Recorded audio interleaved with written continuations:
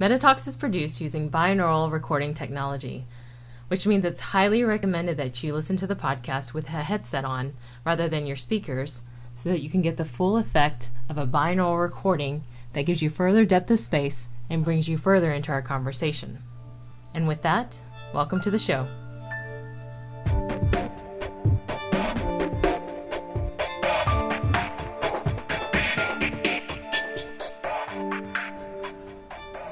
Spanning time zones and oceans from Austin to the Isle of Wight, Metatalks continues with ElJeppy and ElJeppy. Today's date is February 25th for ElJeppy and February 26th, 2010 for me. This is episode 2. My favorite Mexican dish is ElJeppy. And I think... Which makes no sense. Yeah, it makes no sense. I think I have to explain that one right away so people are like not going, what? What's that about? The very first conversation I ever had with Jeppy was in the Bind Point channel where we have a global chat channel. And he came on and I saw his name was ElJeppy.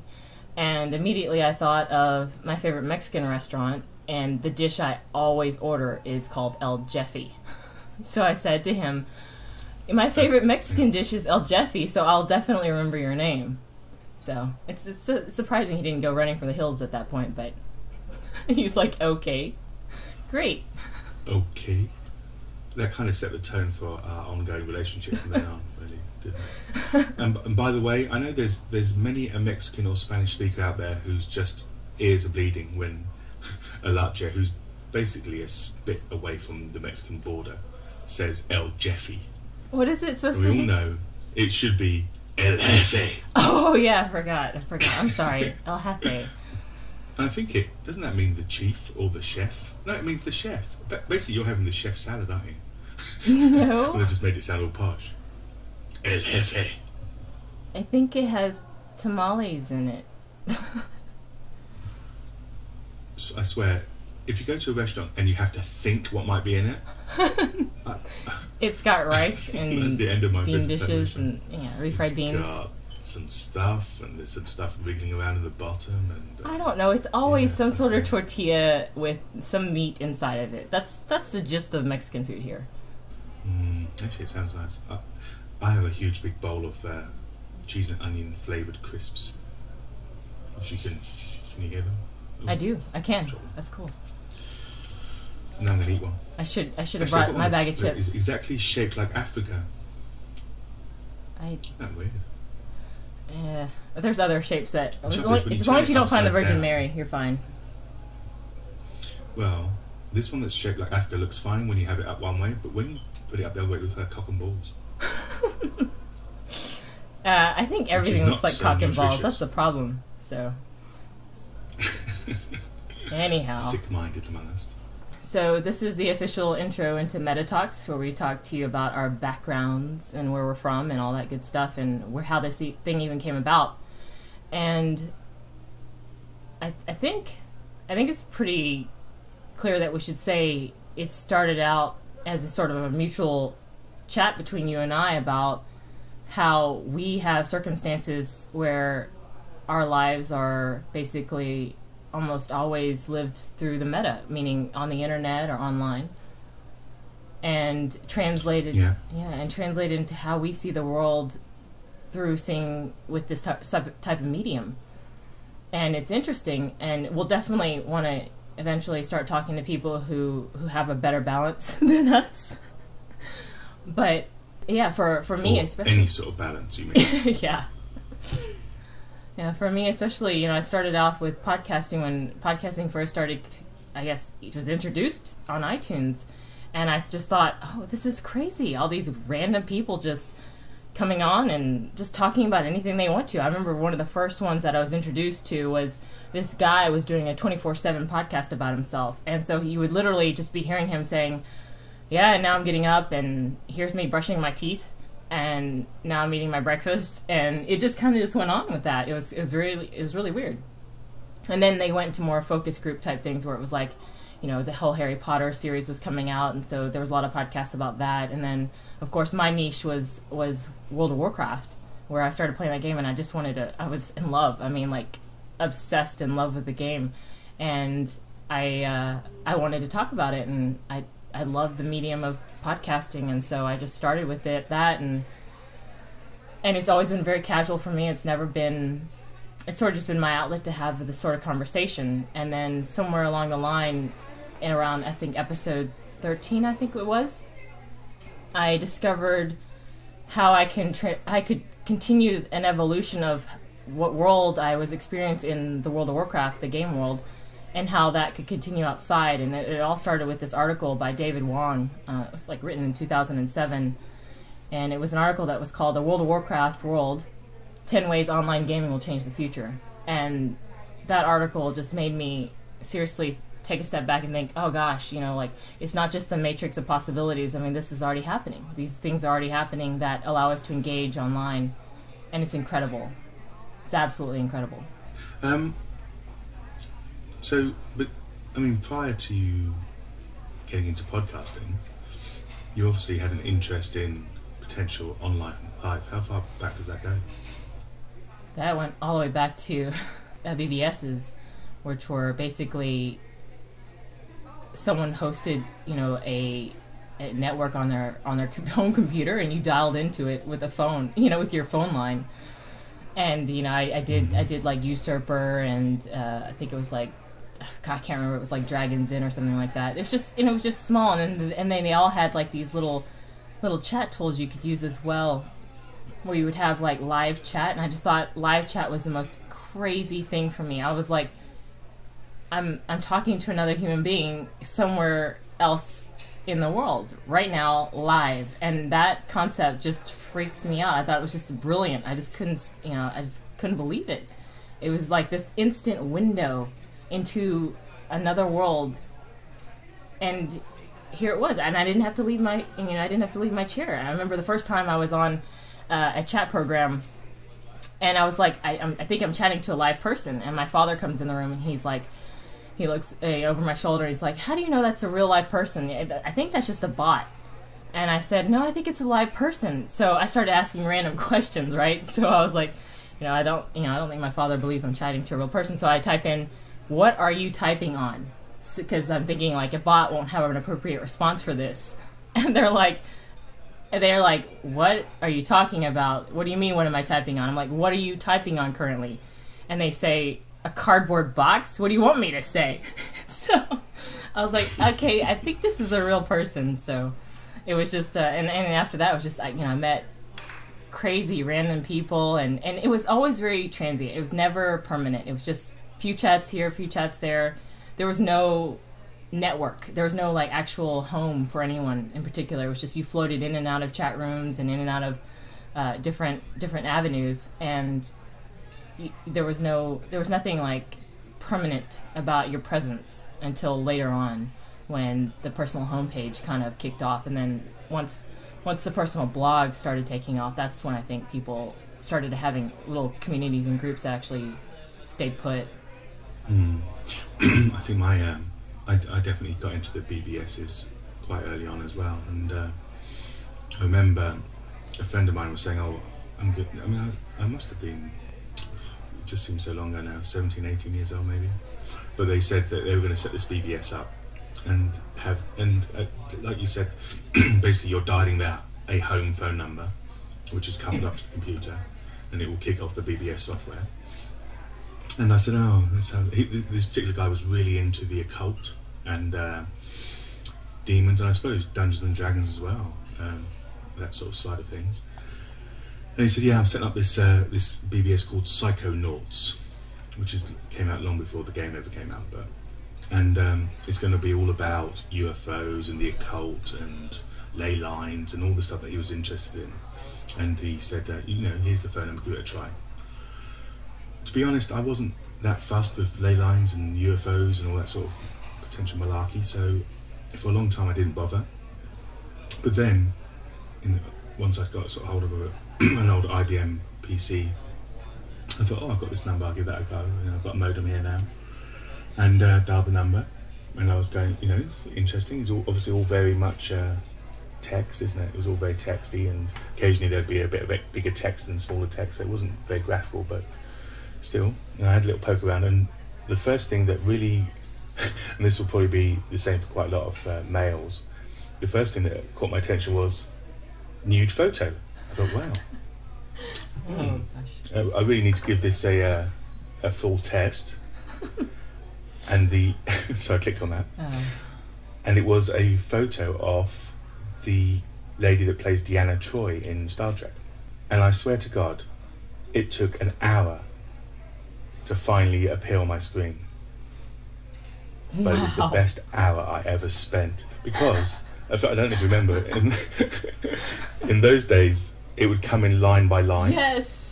And you'll be like, oh my God, no more lines to the head. I don't want lines to the head. Where's the chest? But they were always the last lines to come in, so you had to wait. I don't know if they built that specifically so that would happen, but yeah. But then the next day he was like, oh yeah, Howie, that was cool. You checked out my BBS then? Did you see all that stuff about the UFO videos they got from California? And I'm like, yeah. I didn't want to admit that. The fact that he looked at the log and seen that was on there for 2 hours. The fact that I was just downloading this picture of a naked Deanna Troi. However, I got past my my carnal urges and started to explore different BBSs. And I do remember, I'm not 100% sure of the history of BBS in America, but did you start to have big companies start to get involved and give everybody the opportunity to go to one particular place rather than somebody's individual phone line? Well, AOL was a big kickoff. There was a bunch of other ones as well that tried to make their play into it, but AOL was definitely the one that was the giant in the U.S. And the old, I think it's past this generation's time, but anyone back in the day will remember that you would get these AOL free hour CDs by the boatloads every week. There would just be 14 more free hours. Try out AOL. But once those types of home line LAN modem connections died out and it became all about broadband, that company they couldn't win. They couldn't win at all. It was just too easy. Yeah, they to very access. much corralled you, didn't they, to their stuff. It was hard for you to step outside their environment, wasn't it? It was. They were very narrowed. It was a very narrow picture of the metaverse. It was basically like how I'm sure China would love their internet to be like. It's just you see what the content I give you, online. your chats that in the rooms that I give you, and it's very limited, but it definitely opened up the world. It made it mainstream, which was really great, because before then, I remember in high school it'd always be like, oh, you know that boy Michael, and I was like, yeah. He's like, he plays online. Yeah, dirty. And I remember asking him about online stuff, and I was like, so what's it like? What's it like to be online? And he would say to me, oh, it's really great. I get to meet all sorts of different people and you talk with different people and search information and I remember just thinking this is beyond my paradigm, right? I don't even get what this is about.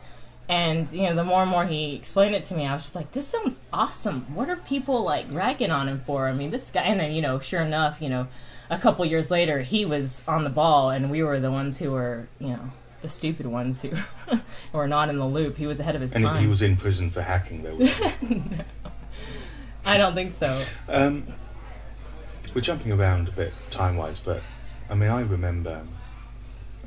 It's fair to say that I'm heading towards my last twilight years. But so I remember things when they were all in black and white. There was no colour in the world. And people used to move that little bit faster. I don't know if you've ever seen it on the black and white films. People just tend to move a little bit faster. Everybody's running around. Keystone Cops type style. So I kind of had the pleasure, as it turned out, to see things develop. And but I remember vividly, probably 6-7 years old, trying to build what actually would turn out later to be Google. But in fact, I'm seriously considering suing them for that idea, because what I did is I got this box. This is all going to sound mental now. Remember, you have to keep remembering that I was 7 or 8 years old. So I got this box, and I cut a hole in it, a slit, a wee slit, and then I spent a good 4 weeks writing potential answers to any question. So obviously you start with the yes, no's, But then you get onto well, it's funny you should ask about quantum physics and that sort of thing. And then I'd put all these things in alphabetical order in another box. And then I'd get my brother, who was a year younger than me, to say, you can ask it any question you want. So he'd go, what's the capital of France? And then I'd quickly leaf through the bits of paper and find the one that said Paris, hopefully, and then push it through the slot. And he'd grab out the bit of paper and go, my God, the box is right. It's Paris. It's a bit. I think you should sue Ask Jeeves, not Google.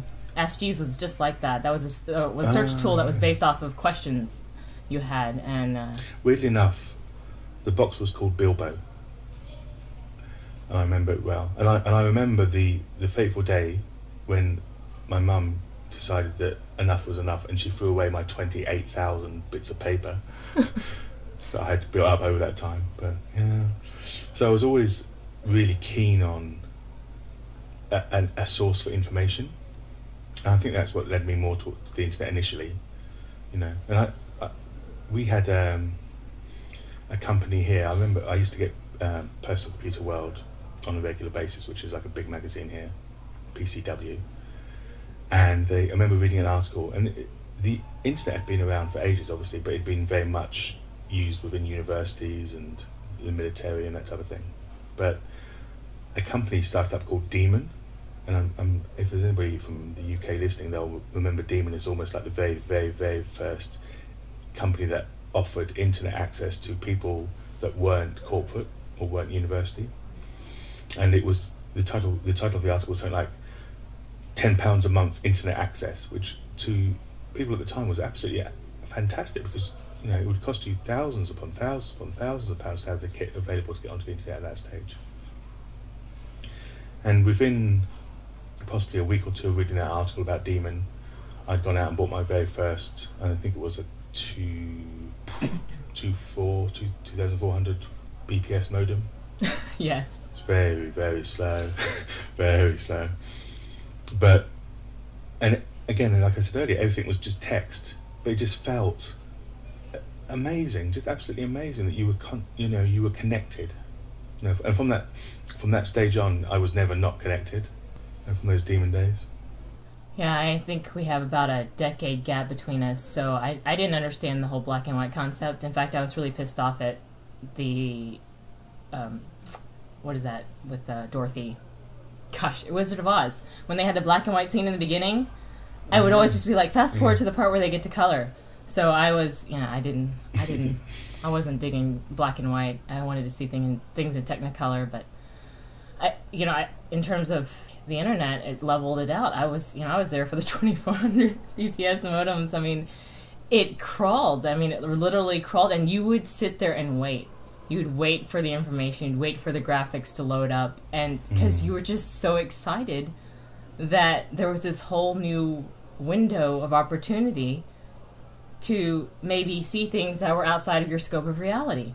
And that's a concept that is very antiquated in the evolution of technology. Things move so fast now, and information is exponentially increasing, that it's hard to imagine that, before this, what my source of information for anything was the couple of Britannica encyclopedias that were in my room, and that was how I got my information as to, well, I wonder what that means, I wonder what they're talking about, and it was just whether or not you bother to actually look it up. And you fast forward to today, and there's just nothing you can't know. Anything you want to know, you can know, and that is brilliant. I mean, it's beyond brilliant. You get to be a genius in your own right with the tools that are available today. And I just remember, when online first started, it was incredibly addictive, because I just wanted to find out information about everything. And because I had access to, I would sit there and just wait for the information to come through. Now, granted, back then it was a little bit skewed, because the source, there was no Wikipedia back then, so. But I love talking to people. Like I would spend a lot of time chatting with different people all the time. And I remember meeting this botanist once, and I would sit there and ask him about plants and how botany works and what the field and profession was like, and what he does with plants, and it was so bizarre. It was like, here I was just talking to a stranger about botany. And, I was sitting here in my college dorm room going, this is fascinating. So when you were first getting into the online world, there was already the World Wide Web. Was that already up and established? No, sadly, no, it wasn't established yet. It kicked off as I was heading into my senior year of high school, I believe. Yeah, I do. I remember vividly. Again, I was a real avid reader of computer magazines and Wired and all this type of thing. I was constantly looking for new sources of tech information and, as it turned out later on to be online information.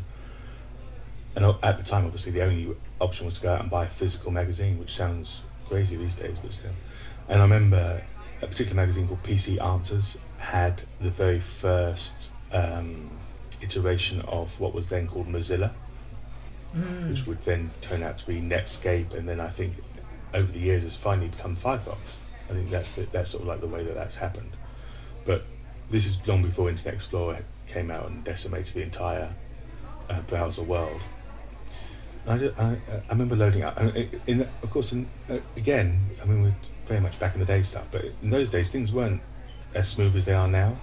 Like, you couldn't just load up a browser and jump into things, you were constantly hitting problems. But I remember loading it up, and I think just again, the speed was ridiculously slow, but the fact that you could type in in this PC Answers article, they had dozens and dozens of different websites that you could try out first of all, like examples of different websites that were available. And I remember going to a online site which was using a webcam, again, which was a very early technology webcam, and it was focused on the Wailing Wall in Jerusalem. And basically it was a slideshow. We're not talking the sort of webcam technology we have these days, but I remember yelling to my wife, quick, come and see this. I'm looking at a picture of Israel, which for myself and my wife, that's an important place because it's where we met. And I was just absolutely, I just staggered. I can remember getting goosebumps or goose flesh, as I think you call it in America, where just thinking the possibilities of this, how staggering it was. Of course, my wife's first thing was, how much is that costing us on the phone? She didn't really fully understand the fact that I was connected to a local network. And also, when you were talking earlier about transient chats, I remember vividly the first sort of voice chat stuff, very hit and miss, and I didn't, but it was also very random. I can't remember the name of the company, but you'd sign up for this company, and basically you were out there, so somebody could just connect to you, and suddenly it would ring, and I would answer, and it would be like a complete stranger, or maybe we'd chat for 5-10 minutes and then disappear. There was no way of saving them as a friend, or all those things were yet to come. It was just random conversations. But I do remember my sort of first permanent place on the internet, and again it's linked to Demon Internet, who I believe are still going, and they had news groups, all text-based news groups, and they had one called Demon.news, which was actually, I tell you, it's called Demon.local, and the community there built up very slowly over time, but probably for 3 or 4 years that was my place on the internet, where I'd go and chat, and you'd get to know individuals, and there would occasionally be a massive big flame up, and things would be destroyed and then built again, and there was a lot of drama, and it was really cool. And I just remember again at the same time thinking, this has just staggering potential. That's the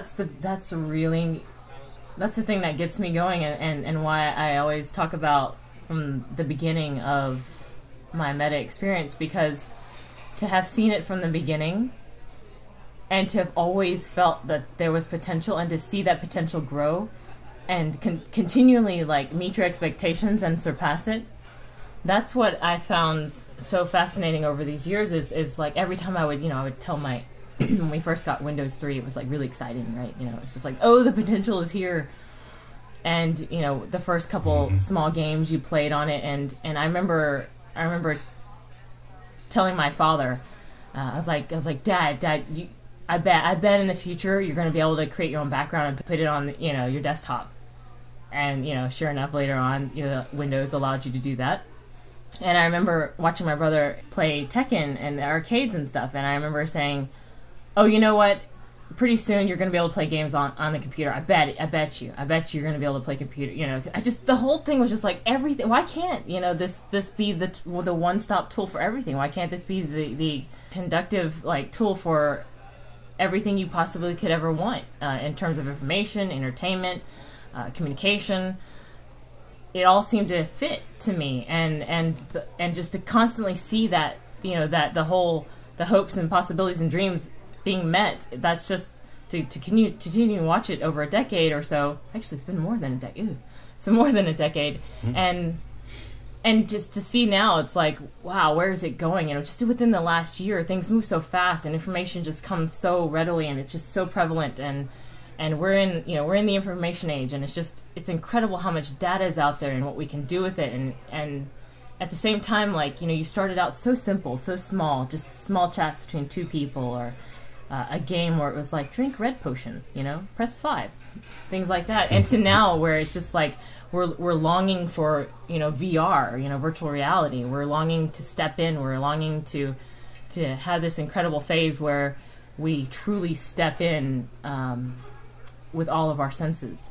And I hate to always be back in the day type, but it's true. I mean, to have that perspective of seeing where it was like nothing, absolutely nothing, to where it is now is just incredible, because the leaps and bounds are just huge. I mean, it's phenomenal, and it's very exciting. It's like what you were saying about the first webcam you saw. The first time I saw a webcam, I just thought to myself, I have to get one of these. This is incredible.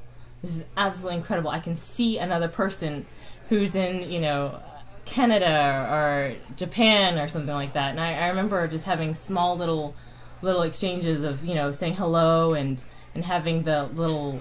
And of course, you got to remember, back then the quality of the cams were so grainy and so horrible. Like, you were just getting the gist Stamp of... size Yeah, tiny. And you would just get the gist of it. And I remember I would have all these little bookmarks where I would go and I would visit people's live webcams that they would leave on. And I remember one of my favorite ones were ones where they just have a camera of their dog waiting for them to come home.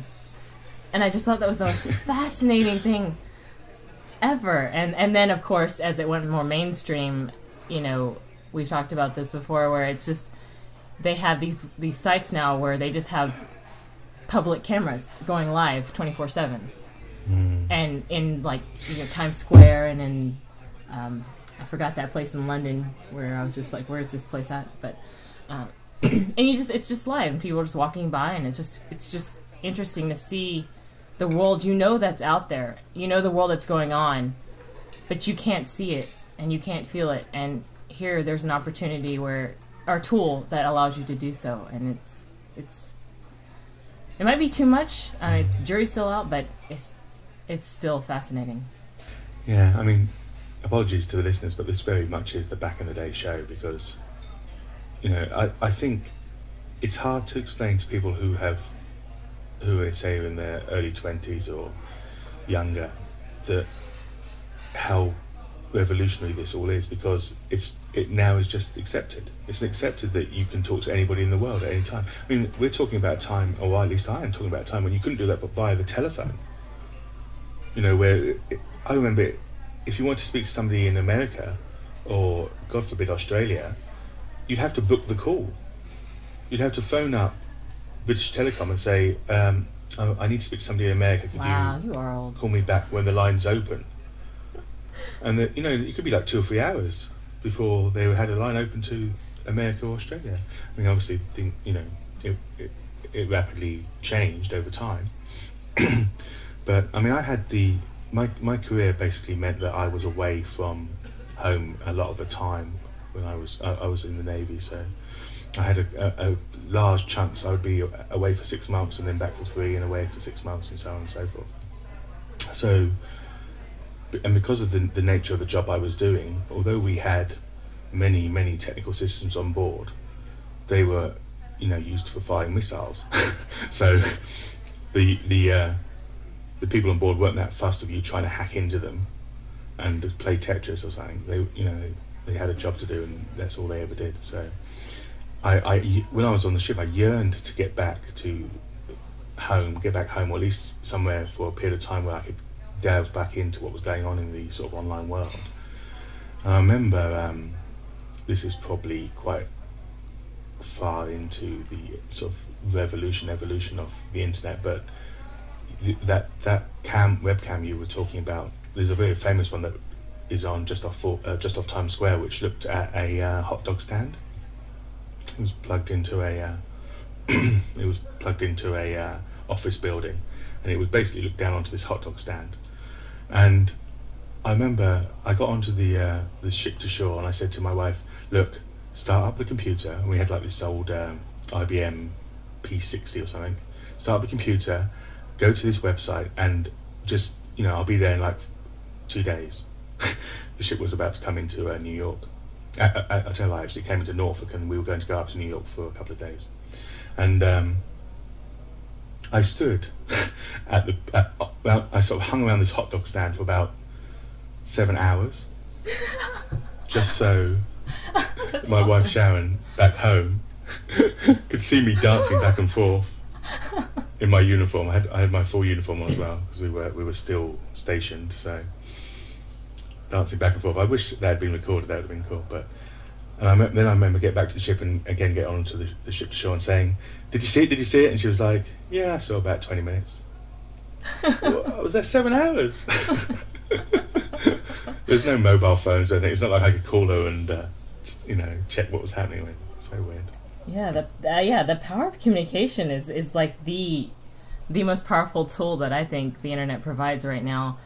And when you had, when phone calls between just cities, I mean, just not even states, cities would cost you $400 if you wanted to talk for a couple hours. Crazy, and here we are, able to communicate online immediately for free. To talk to anyone in the world we want to at any time with video. It's so beautiful, and which is why it's so complicated as well for me, because we're at this time and point where, although all these tools are available, I'm not necessarily sure that a lot of people actually want to have this conversation or want to have a conversation. And that's sort of the frustrating part at the moment, is trying to figure out what it is that people want from this medium. Are they just to a point where they just are like, I need to exist here. This is a valid place to exist, so I'm existing. But in terms of my usage or what I'm going to do with it, I don't know. And what is it for? I mean, I can't tell you how many times I hear that question. What for? Why? What's the point? And that's the thing where I'm sitting back here going like, what do you mean, what's the point? What do you mean, what's this for? And I'm constantly saying to myself, they don't see it yet. They still don't see it. And maybe it's not. Maybe it's not. Maybe it's just me. But that's something I'm going to be saying a lot, I think. And when I started thinking about the whole terminology of meta and how it is, encompasses the entire existence of the possibilities of online interaction, or not just interaction, but just everything that happens online, whether or not you interact with it or not, the fact that it happens, that's all in the meta. When you explore those topics, it becomes so fragmented, and we created, when we were thinking about doing the show, we started creating a list of topics that related to the meta. And it just goes on. I mean, it goes on forever, because everything is so connected, because it represents a part of reality now. It's no longer the AOL. It's no longer, this official BBS site. It's no longer, this is your only source to information. Everything is integrated now. It's, the large companies, the news industry, the music industry, it's not underground. It's mainstream.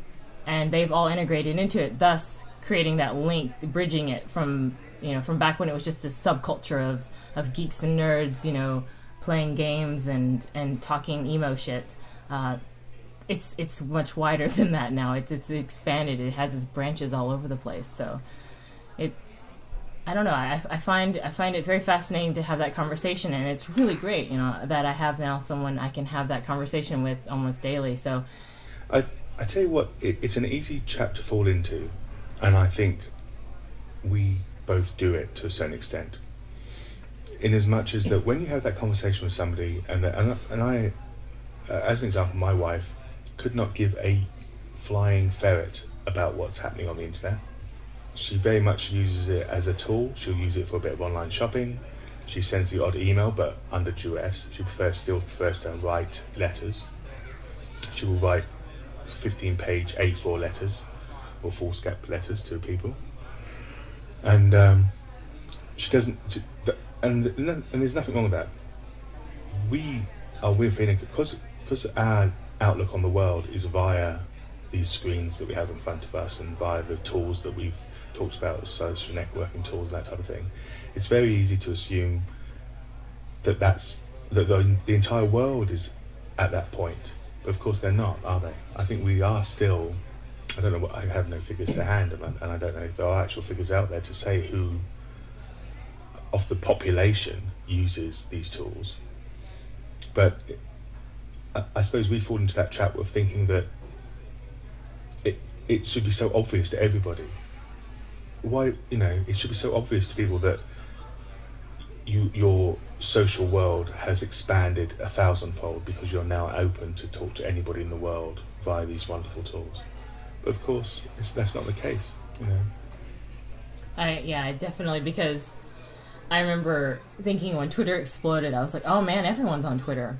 And then I remember reading an article that was saying that although Twitter has seen an exponential growth and is expanded beyond almost its own capacity, that when you actually take a step back and look at the number of users just within the United States who use Twitter, it's not much. It's very tiny. And so it's very easy to lose scope in the metaverse, to think that a majority is actually a real majority when it's not, and to assume that everyone is on board with this lifestyle, because clearly they're not. In fact, almost everybody within my RL spectrum, my real world life, doesn't see the metaverse the same way I do. They see it as a tool for playing games and a tool for communicating with necessary information, like, hey, this is where we're going to meet, and here's the directions, things like that. In terms of talking to people, they don't understand it. They don't see the point. Why do I need to talk to someone online? I have my friends here. And that's where I guess it brings it back to how I started on it. And what this was is because I couldn't find people around me who shared interests or could understand my mind frame. I just couldn't. I tried so hard, and I felt, this sounds so emo, I felt very lonely growing up. And when I got online, I met other people who felt exactly how I felt. And I suddenly didn't feel so awkward and alienated. And I think that's where, it did start underground with the emo kids and people who didn't naturally conform to society. And so it was sort of their haven to get on and just sort of express themselves and be themselves and not feel awkward for it, because they didn't fit the mainstream mold. And for me, it was huge. It was sort of my validation as to, no, I'm not that abnormal. I'm still pretty abnormal, but there are other people who share my views as well, and don't necessarily see the world as black and white as the people around me do. Where it's just like, what's this need to be so introspective? I don't get it. What's this need to constantly try to come to terms with, your emotions and how you view the world and the impact it has on you? They're just like, no, there's just no point in delving into that. And I have a hard time, with them even to this day. It's very difficult because, they still see my online friends as like, almost imaginary. Like they're not real. Like you can't count on them. And to a degree, I will say, through my experience of meeting people online, the odds that that person is going to be solid for the long term is probably low. But that doesn't mean you can't gain value out of that relationship, even though it's very transient. It's interesting because obviously during a real life interaction you kind of gauge that solidity face to face. You have certain inbuilt radars that can pick up on a person quickly face to face, and it moves you on to the next stage. Say for instance you're drawn to a person face to face. A few moments conversation can start to get you an idea of how their mind is. Obviously these things develop over a much longer period of time, but there's a lot of initial reaction, initial radaring, which doesn't take place online. So you quickly move on to stages of a potential friendship, which you would not have come anywhere close to moving on to if it was going at the speed of real life. You can quickly move down the line of this relationship ladder, or up the ladder of relationships. Of course, because you may have skipped several foundational pieces that you would have had to go through if you were doing it in real life, you may get to a more in-depth relationship with somebody who actually is not solid. You see what I mean? So you could, potentially you could open yourself up more to somebody who you would not even thought of opening yourself up to in real life, because you've missed some of the foundational points which you can't necessarily tackle online. Does that make any sense whatsoever? Can you give me an example? Give me an example. Say for instance you start talking to somebody in a chat room, and the conversation quickly goes to say their background about what jobs they do, what sports they enjoy, what movies they watch, and there'll be certain points where you think, you say, oh okay, yeah, I love that film as well, I enjoy that particular sport, or I'm into photography, or I'm into dancing, or whatever. So there's points of connection. As you move up, as you then, and we talked about this last week, the rapidity of these online things move very, very quickly. You're talking about things that you wouldn't. I mean, and this may well be a cultural thing as well. It certainly is the case in the UK that you do not talk to somebody face to face unless you've known them for a very long time about certain subjects. But online, all those barriers are gone, or seemingly they're gone, and you do have discussions which would not have taken place in real life, at least not at that speed. But what tends to happen is that you may now feel, because if you then base that upon a real life interaction, you may now feel that you've built a solid relationship with this person, because you're talking about things that would have taken you 6 months to get to discussing in real life, but you've done it in a matter of days.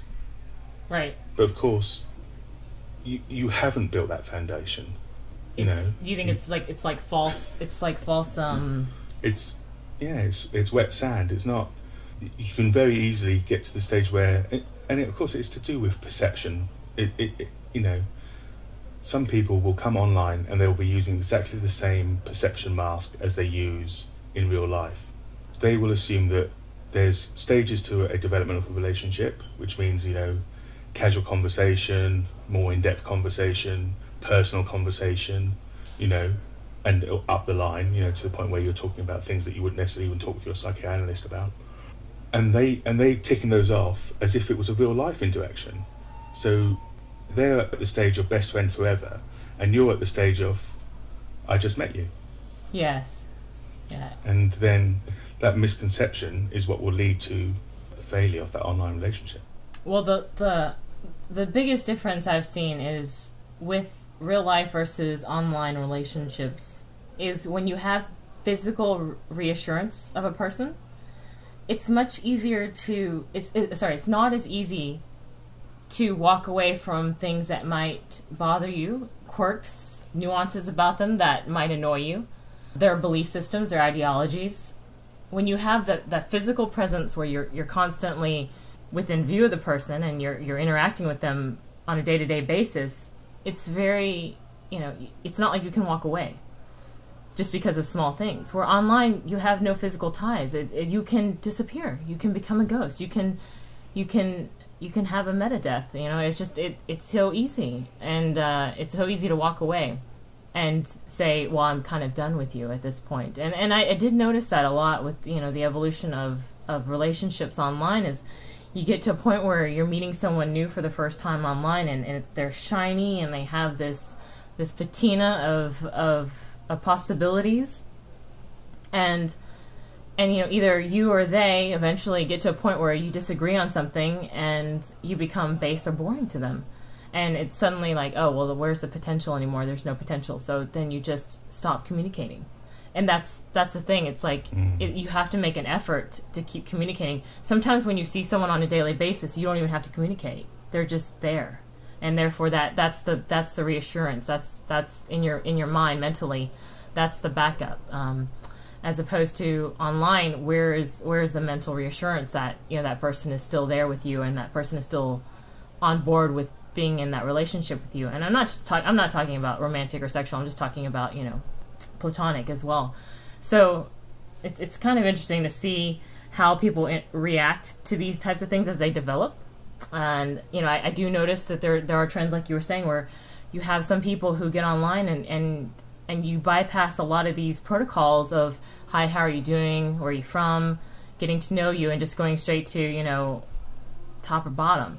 And it's very easy to give that it's very easy to give that false impression that you're actually closer than you really are, that you have a much more deeper connection than you really do, because you bypass a lot of social norms and go straight to the personal bits of a person.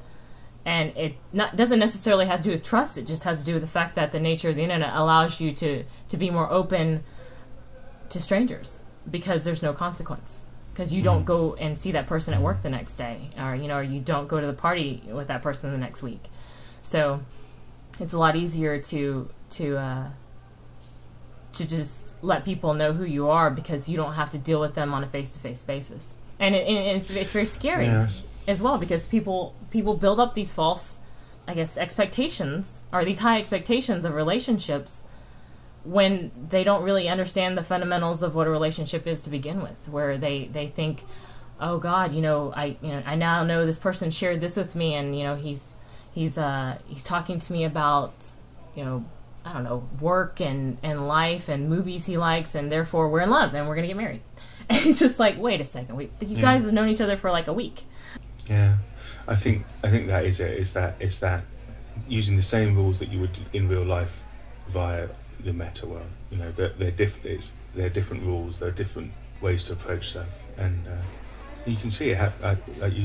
You see it happening all the time, where people rapidly build an online relationship, but one member of that party is seeing it as the same way as a real life relationship. That they've, you know, ticked all those boxes in a real life relationship, which they haven't. Yeah, I mean, from our own point of view, from the discussion, I mean, we've been talking for what now? Seems like forever. What are we looking at now? Months? Years? Well, decades? From what pinpoint? Well, I sort of wandered into Bind Point. I remember, actually I can't tell that story, can I? Can I tell that story? You can. Yeah. First person it sounds a bit weird, but the first person I ever spoke to in Bind Point was Morgan. And this is one of the weird things with text. Here in the UK, and I think in the US, Morgan is a man's name. Isn't there Morgan Freeman? Isn't that famous actor, Morgan? It's a name that's used by both. So but I instantly thought it was a man's name.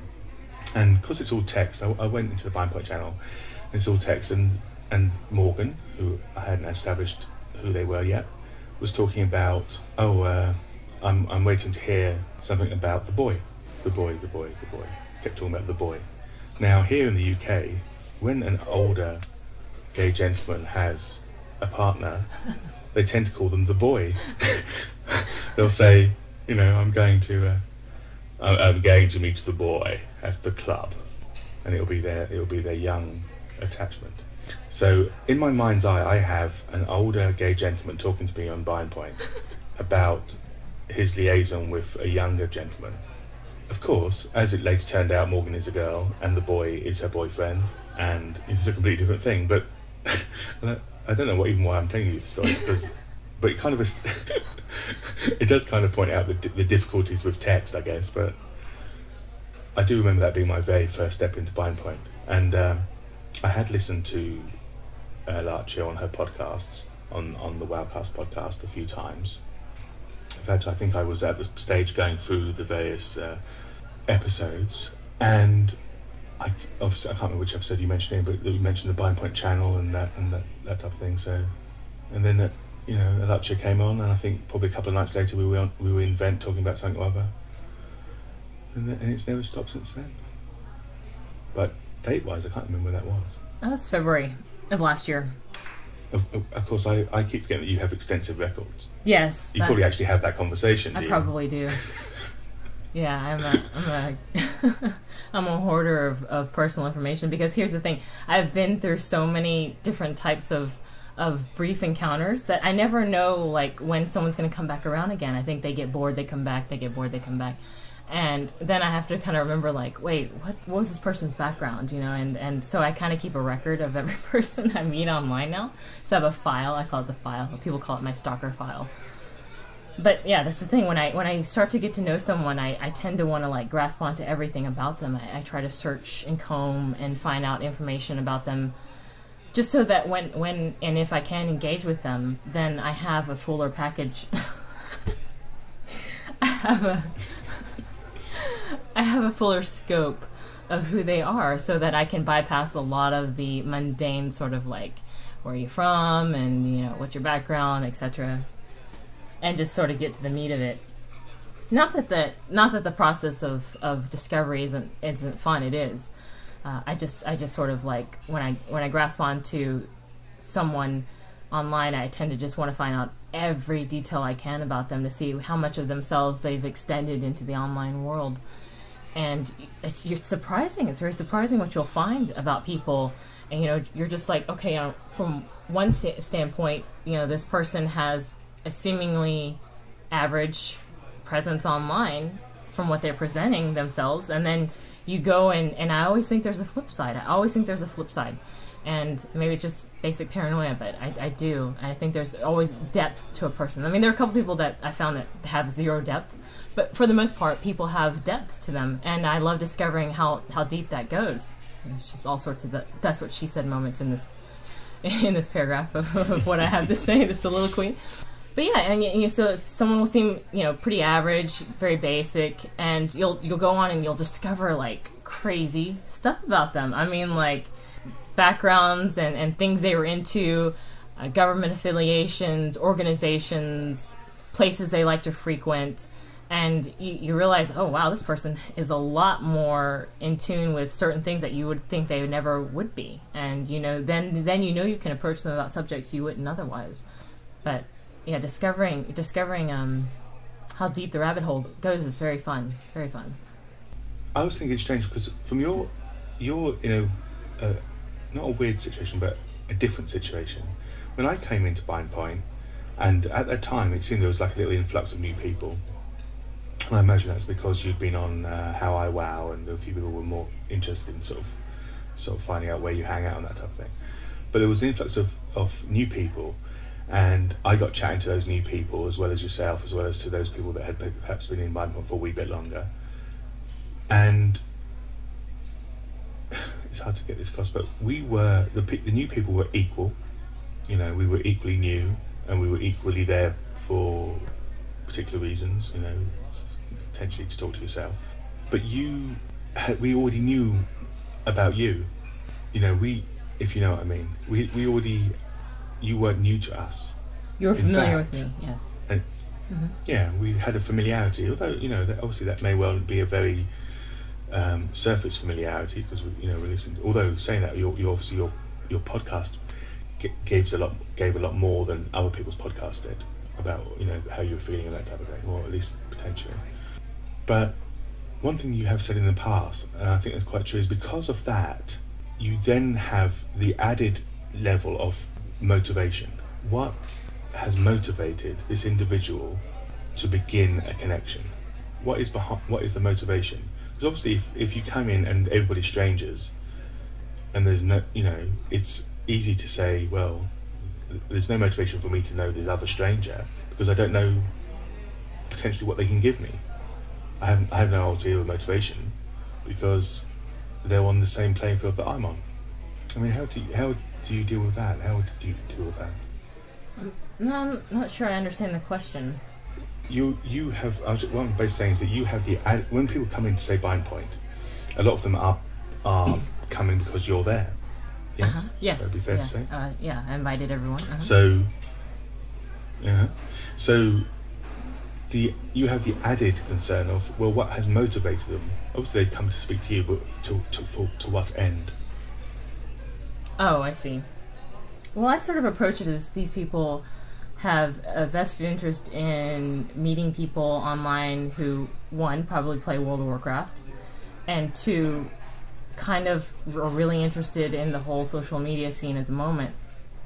So my presumption is when I see someone in Bind Point for the first time that either they're very interested in World of Warcraft or they're very interested in discussing anything pertaining to the meta, because it was something I talked about a lot on the on Wildcast.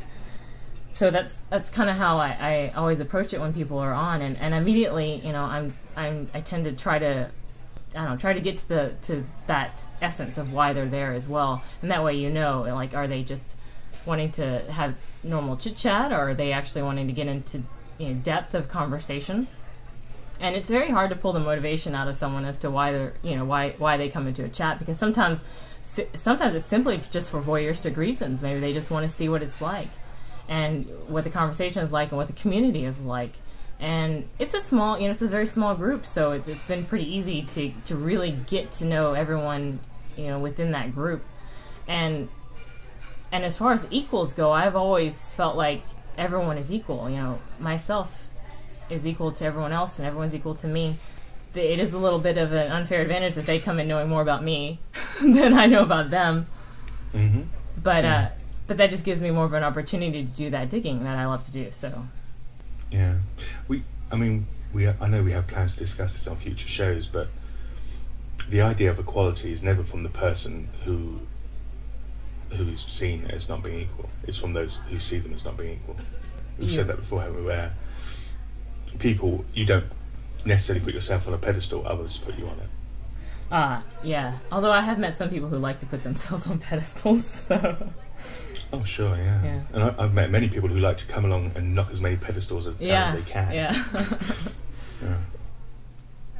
But I think, you know, with Bind Point, I was really into the development of it with the people who created it. So it was one of those things where it was like, I saw the possibility immediately as soon as they said something about it. I saw it as this window of a way to instantly interact and communicate that went beyond, you know, your one-to-one chat, that was sort of this safe place to enter in without having to engage personally. And it's true that a lot of times you'll come in there and you'll think you'll want to, like, you know, maybe have a conversation with me, but you'll find other people that are actually more in tune with the things you like. That's the incredible thing about sort of the social chat tools, is that you can't possibly think that you're going to go in there seeking to talk to one person and not find someone actually who probably has more in common with you than the person you went in there for in the first place. And that's the case, especially the generational gaps I've seen in Bind Point. You know, they have, like, there's this whole sector of what they're interested in and how they flow and how they create topics on the fly and how they move from topic to topic, and it's completely generational. And it's very interesting because I think they've sort of niched onto each other very well, and, you know, I'm very interested in, like, constantly seeing, you know, how they play out. But I would say that in terms of a connection with them personally, a few of them I think I've been able to sort of create that vibe with, but others, you know, I just don't. It's not that I don't want to or they don't want to. It's just that our interests are a little bit different, just divergent. That's all.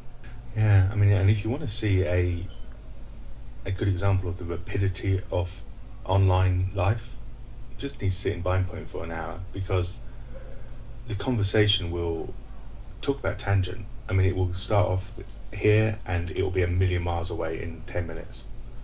It'll be on a completely different subject.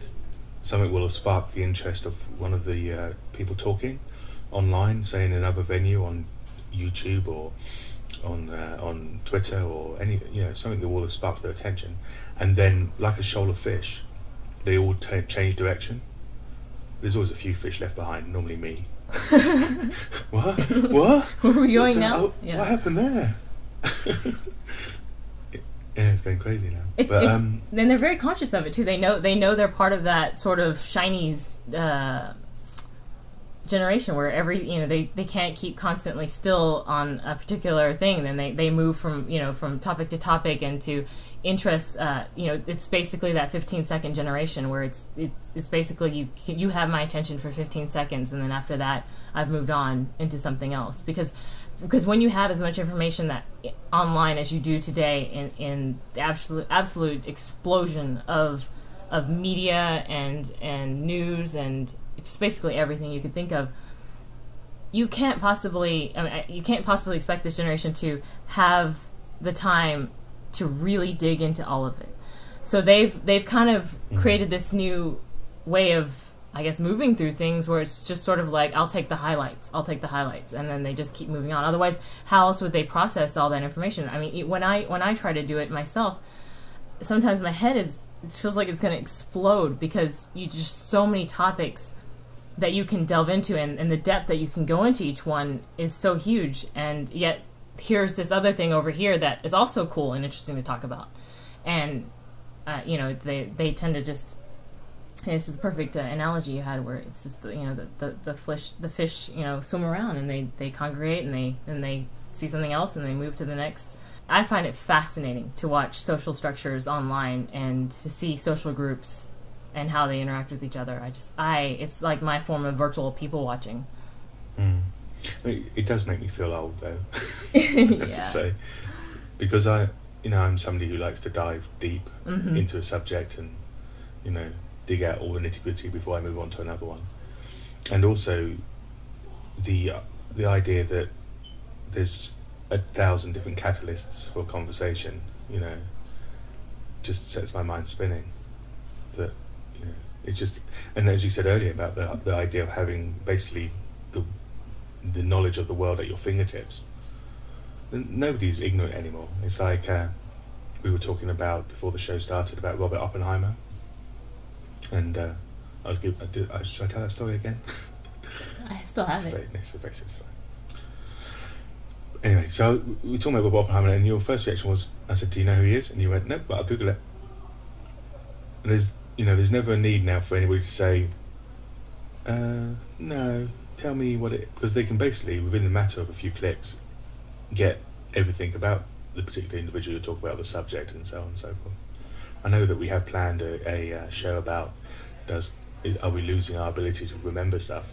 Yes. Because of this, everything at your fingertips, and basically you've given your memory to Google, Yeah, information retention is not necessary anymore as long as you have access to the online world. And yeah, I think that the momentum of which we can be superhuman beings is there. It's there, definitely. I have a little bit of worry when I see that it is this way, where literally when someone's having a conversation with me, I have I've got a translator on one end, I have Google open, and seriously, my finger is on the keyboard, and when I have a conversation with someone, if I don't know something, even a lot of the I know the Chrome build-in, I don't know what other search engines have this as well, I'm sure they do. Even within the Chrome engine, if you don't know what a word means, or if you don't know what a phrase means, you can just highlight it, right-click, and then Google it. Or, Wikipedia it. And so it's just, there's nothing you can't know if you want to know. You can know it immediately. You can be smart. And it's sort of very frustrating when you hear people say, well, can you tell me what that is? I don't know what that is. And in a way, maybe that's a bad thing. Maybe it takes out a lot of characteristics of a conversation by not having that. Where I can say, I don't need to ask you that question. I've already Googled it. I know the answer.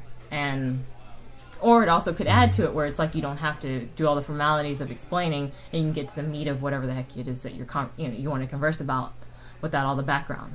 I don't know. I don't know whether it's a pro or a con. I think it's a pro in as much as you're quite right.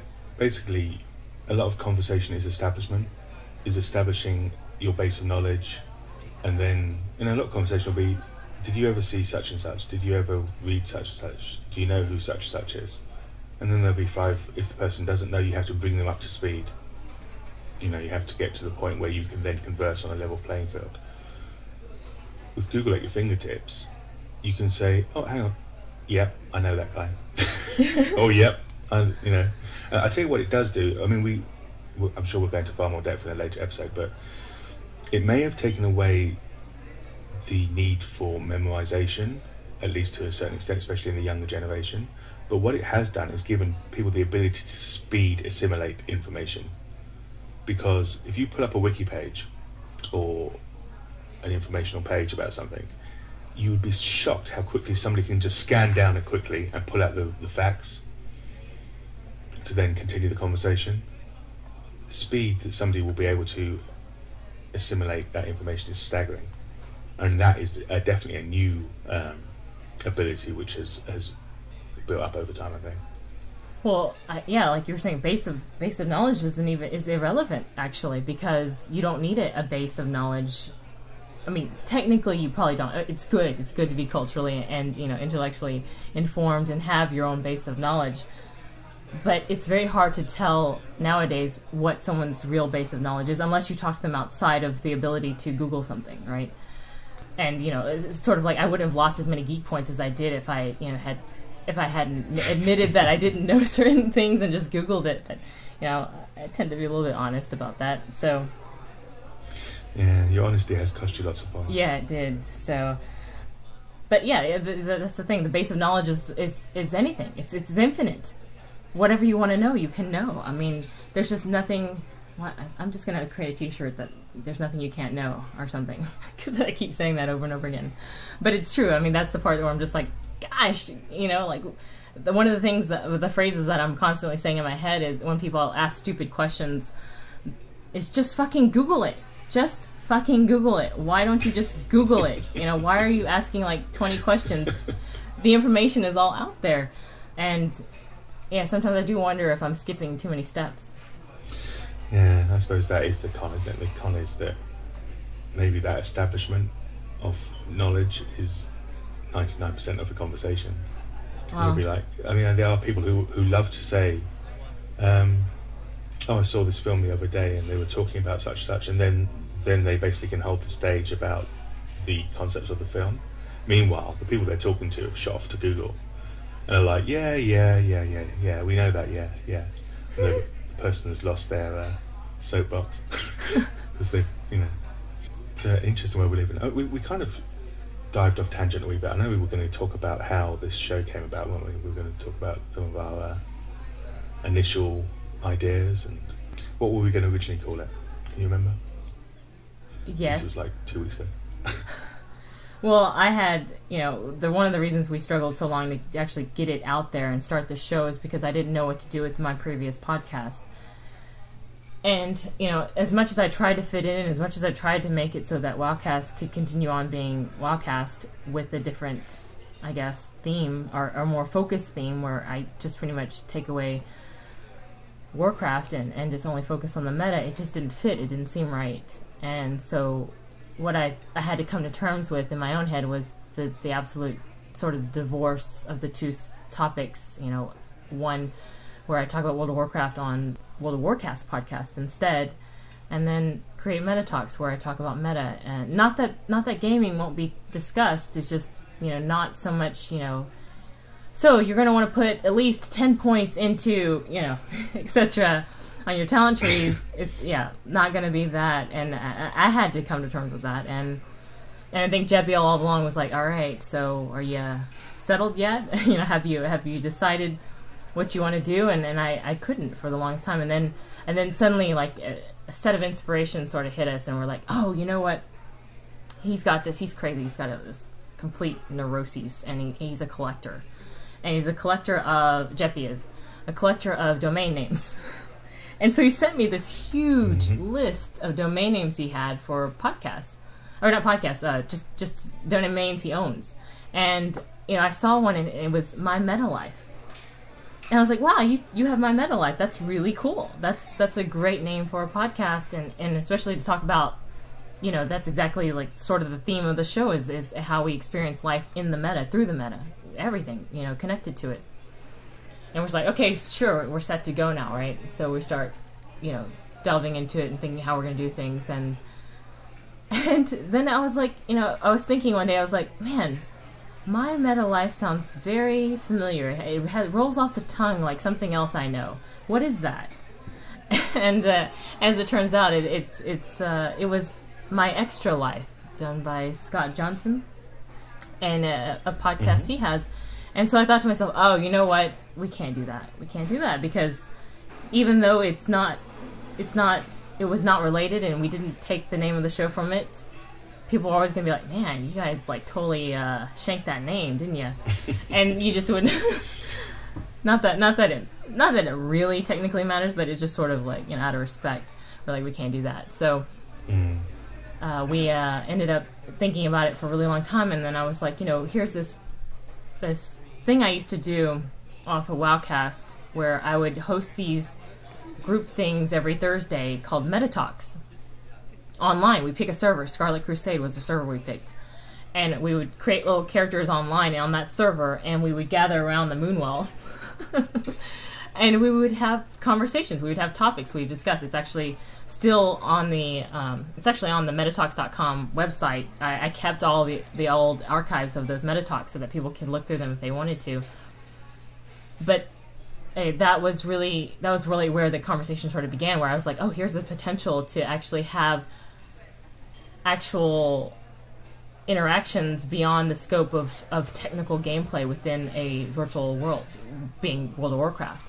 And here it is. This was designed to be a game where you level up and you become a rogue and you play a dwarf and things like that. And we were taking that game and we were using it not as a game. And number 5 out of that whole top 10, or the 10 ways that online gaming will change the future. Number 5 was they'll take the G out of MMORPG, and that one really stuck with me. I really thought, yes, this article is spot on. They will take the game out of MMORPG, massively multiplayer online role-playing game, and we can use these tools like World of Warcraft or whatever world you want to be in as virtual environments to foster community. That we can actually all exist in one community at the same time, and it didn't have anything to do with the actual gameplay. And that's what I fell in love with the idea of Metatalks that way. It's a little bit difficult, though, to schedule a grouply meeting online without having someone always fostering discussion, but technically I think it could have continued to work. One of my favorite things we did was we watched a movie together. I think we watched Ghost in the Shell. And it was really fun. It was an experiment. Everything was always experimental. Everything to this day is still experimental for me. And having that group of people who are, in World of Warcraft, also watching a movie simultaneously together and then sort of talking. It was a very surreal experience. But so anyways, that's where the name Metatalks comes from, was having those first initial community chats where people got together and they wanted to discuss like the future of gaming, discuss how we're impacted by, how we've been impacted by playing World of Warcraft. And I kind of feel like that this is a perfect opportunity as well in terms of this podcast, is to hopefully open up that generate conversation about that, because like I've said, I know how I feel and I know how you feel too, and it'd be very interesting to hear other people's viewpoints on where their possibilities are. And I get information from people through emails and Twitter chats and things like that. What you think you know, and what you think, you may think you know everything about something, and someone will come around and I'll tell you, you're just like shocked. You're like, wow, I didn't even think about that. And I love that. I love that moment. Yeah, and that's gold, isn't it? It is that same thing where you kind of set certain things in your mind in stone, and you sort of think to yourself, yeah, I know the online world now. I know the potential. I'm amazed by the potential. I know the potential. And somebody comes along and says, hey, last week we did such and such, and you're like, what? That's amazing. I hadn't even considered that aspect of things. And really, that is where the goosebumps come back, and you're like, wow. Right. This point number 5 on the, as you said, the 10 ways online game will change the future. It's interesting that he he still thinks it would be role playing, that it would be that you take away the game aspect. I think that's just a figure. I think it was a figure of speech. I think he means the game portion, the idea that it's, you know, it's a fantasy thing will be taken out, that we will actually project more of our real selves and our real issues and our real discussions and conversations into a virtual environment of our choosing. One thing we said last week was that sometimes if you're using your iPhone to use Twitter, or you're conversing in a chat channel on your computer or whatever, you don't necessarily appreciate or necessarily have the conception that you're within a different environment or different arena, that you're yourself. I mean, you're always yourself, but that the point of contact is actually the keyboard or the phone. You know, the actual conversation is taking place at that point rather than at the point that you both meet. And I think the idea to add, say, an avatar or some representation that you can see on screen playing, you know, being yourself, at least the representation, the avatar of you, certainly makes that a far easier thing to comprehend. And I know, looking at where we discussed the potential of there not being everybody 100% sure where the name Metaverse came from, but there's the Neil Stephenson book Snow Crash certainly popularised it as a concept, and he certainly takes, it seems, the majority of credit for that use of that word. But you know, there's other words that have been out there, the metaverse. William Gibson had all his different areas that he talked about, you know, on the grid and that type of thing. But I mean, that if you read that book, that very much establishes that you're represented within this universe, within this metaverse, by an avatar, and that avatar can do certain things and that communicate at certain levels. I'll tell you what I think the power of actually having a virtual environment is, and right now MMORPGs are the predominant virtual environment of choice for people, is having a sort of visual and auditory engagement adds scope. And I don't think people realize this. I don't think people see that, that they still think this is sort of childish, that it's, you know, that you're in a fantasy land and you need to get out of cartoons, etc. But having that reinforcement of a virtual environment and you know, virtual sounds and senses, adding to all those senses, allows you to cognitively sort of really immerse yourself so that you're not just this person on a keyboard sitting in your room by yourself, you know, with the lights really low and, you know, your music playing in the background. You really feel like you're involved. You really feel like you're within the same space as the people you're talking to.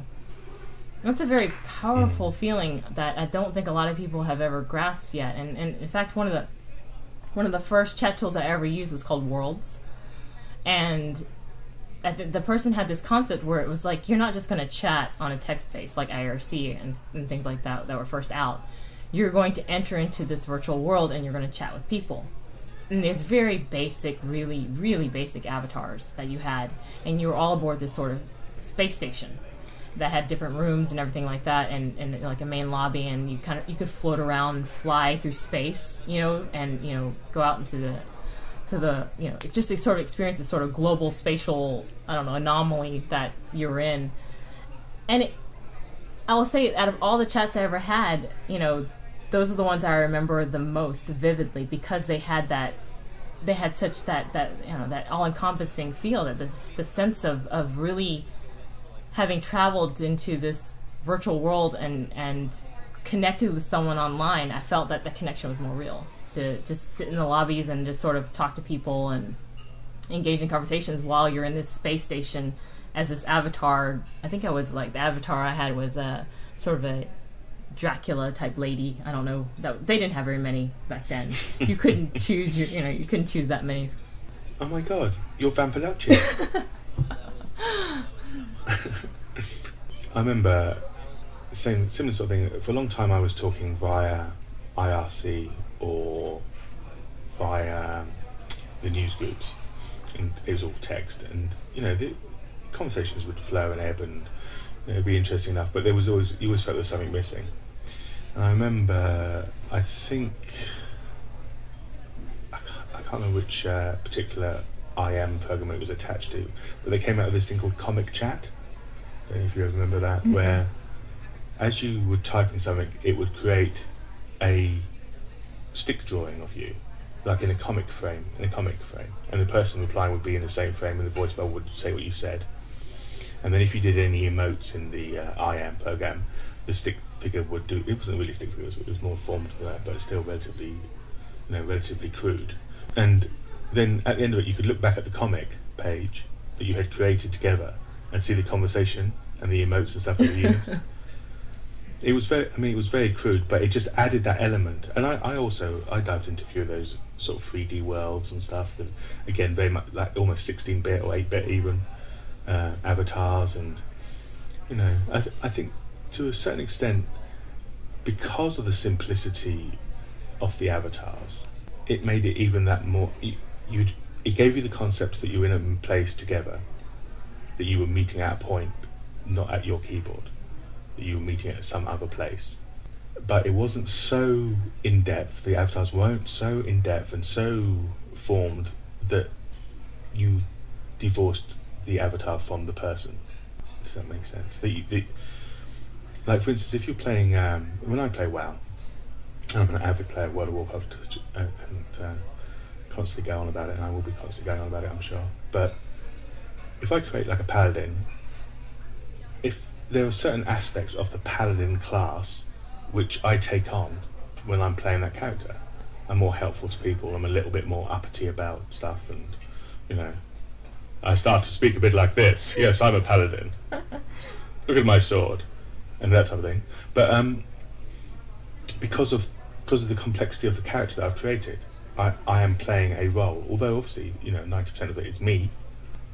Does that make any sense to you? Or? No, I was never into role playing on online on World of Warcraft. Yeah. So I've always been the representative of who I am. It doesn't matter what class I played; it was always still me. I never felt I played a role. So you're just weird. Yeah. No, I'm just kidding. I'm just weird. You're actually probably one of the the majority. A lot of people say that. There's that whole Daedalus project online, where he basically did studies off of people and how depending on the classes they played, it would determine the type of person they were in real life. Like i.e. A person playing a priest, it would be naturally someone who was very helpful, normally a woman online. I don't know. It's just a lot of connections as to the roles they played helped define, like, for you, who they are in real life. A tank being someone who takes control all the time, someone who has a very take-charge attitude about things. So, I think a lot of people feel that way as well. For me, I was always disconnected. It was always like, it doesn't matter what class I play, it doesn't matter what character or what race, that was me behind the avatar at all times.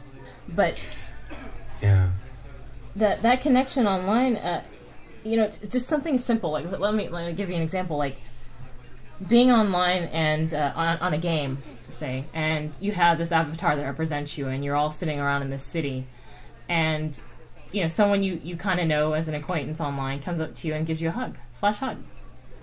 It feels different. It's weird. Are they /wave you? Are they /cheer or salute you? And and then they say hello, and then you chat.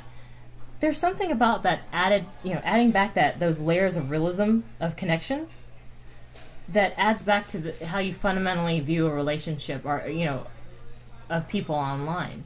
Whereas when you're completely text-based, you're devoid of that. But online, you can see people jumping up and down. They can clap, they can laugh. They can sort of have a lot of those physical responses you look for as cues. When you have conversations in real life, you get to see it draws a little bit of that back for you, and it's something so small sometimes. It's just incredibly powerful.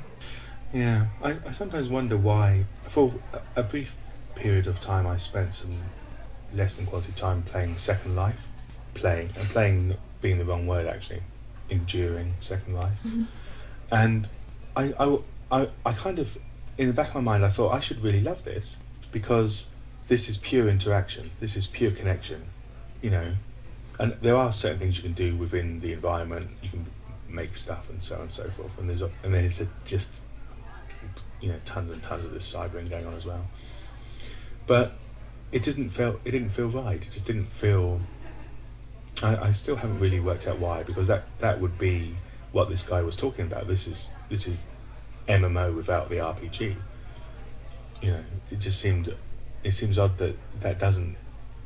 I suppose it has a following, but I'm not sure what the numbers are like. But to me personally, it just didn't feel right. Whereas when I was in an MMO RPG like WoW or some of the others that I've played in the past, because there was a sense of purpose to what you were doing. It was like you went off and did your job as a paladin, you killed some monsters, you got some XP, you made some gold, you skinned some stuff, you took it on the auction house, and then you hung back with some friends in the Ironforge and chatted about your day. That seemed fine. That seemed okay. It seemed like you know, it was the full thing, the full life online. Whereas just standing around chatting and not having a sense of purpose didn't appeal as much. It's very difficult to get people to continually return to a virtual space without a common goal. I have found that to be very true. I'm pretty sure with Second Life, I think a lot of the goal was retail based, or it turned into retail based, and you know, people were trying to make money off of it, and I think a lot of people did use it. It did turn into sort of a little bit of a red light district of sorts for the online, you know, metaverse. But I still see the potential in Second Life. I think it's great. It's just when you don't have that common goal for people, it's sort of like, well, what are you online there? Well, what are you online for? How are you going to find your niches and your communities, and how are you going to find people of similar interests? And are you just going to be floating around a city that may or may not have inhabitants in it? And what are they doing there? And what, you know, you don't know like what some of their agendas are. Whereas if you're on, say, a game, you know what their agenda is. You know, it's to play the game. And you know they'll be back tomorrow, pretty much. Yeah, maybe that is part of it. Maybe it's the you know that community will stay together. That these people are here for a reason, so they'll be back, and it's worth establishing connection. But it's still very popular. I mean, Second Life is still an extremely popular. It would be interesting to get someone on to talk about how they view it, because obviously I tried to go in there, and I created a character, and I did the tutorial, and I did the walkthrough, and I got to the station, and I didn't know where to go. I didn't know what to do. I have no idea what my purpose was, and so I stopped. But it would be interesting to hear, you know, exactly. To see what does drive someone to actually stay in there, and if it's beyond retail, what is it? How do those connections form? How are they created? I would imagine that what has happened over time is that groups have formed, they meet in a particular place, that's their meta environment, that's their clubhouse online, and they meet there and they chat, and maybe they take part in other things. I mean, I know there's a huge thing about online, like similar to the Metatalks stuff you were doing over on Scarlet Crusade, where people will gather in one place and there'll be a speaker, or I think they've even had concerts in there with different bands. Cool. They've definitely had weddings and stuff, So again, maybe it's the new user experience which they're lacking. Maybe it's that getting you past those initial steps, which is where it's falling down. But yeah, I mean, I still see potential in Second Life, and I know that there's the guy who is it Richard Garriott, who was the Ultima guy, and recently had a bit of problems with tabula rasa. I know he's been talking about something called, the name slips my tongue, Poly something or other. Polyportals or something like that, or Portalarium, or but basically it seems to be the next generation of a Second Life type paradigm. So that'd be interesting to see how that kicks off. Yeah, that's the thing. We're at the baseline, I think, of virtual worlds, and we haven't seen full integration yet. We haven't seen people really grasp it and take a hold of it and try to use it for more than just selling, you know, your online, I guess, clothing or defeating a dragon to get epic loot. You know, you haven't seen people use virtual worlds beyond that yet, where they just get online to interact. Instead of saying, well, I'm satisfied with text-based, they long for the VR. They long for the full sensory overload of community and connection, and having like a representation of themselves online, and feeling like they have a grasp of the person that they're talking to or the people that they're interacting with. There are a couple of small ones I've seen. You know, I've tried a couple of them out that are like tiny little worlds, but you know, so few people actually engage in them. that it's kind of hard to say, like, if it's not just something really tiny and niche, certainly not mainstream by any stretch. Yeah, but then I know people who seek smaller groups, who seek smaller fields of play. You know, they don't necessarily want to be thrown into 11 million people. But then I suppose what happens is they subset down to much smaller groups anyway, just naturally. Mm-hmm. Obviously, when you're playing well, you're not constantly in contact with 11 million people. But I mean, you can kind of get the gist of where we're going here. I mean, we wanted to give you a background of how we see things, and how we've been seeing things, like what window we've been sitting from, what views we've had, so you kind of know how we're going to approach the topics that we do, and you know what we do know now, and what we hope to know in the future. For me, I just love the fact that it's a continual, ongoing conversation, and it never ceases to be that, and that's what I think Metatalks ultimately is going to be about. Mm-hmm. Yeah, and forgive us if we do tangent off. I mean, one thing that's important to note, I mean, for me, I'm not a big believer in leaving the house, as ElJeppy will attest to. In fact, I haven't left it since last February. And He's not kidding. So I'm coming up on my year housebound anniversary.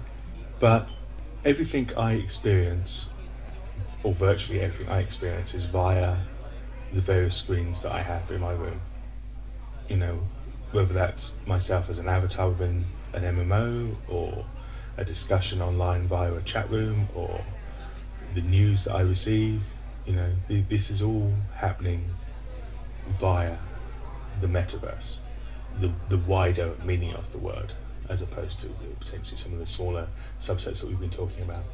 And so one thing that we both kind of said is that our subject area is vast, but obviously we would, you know, try and limit it as much as possible, otherwise we'll be spending every day recording. Do you want to tell people, give them at least a little bit of a clue as to why you are limited to your room, or house, I mean?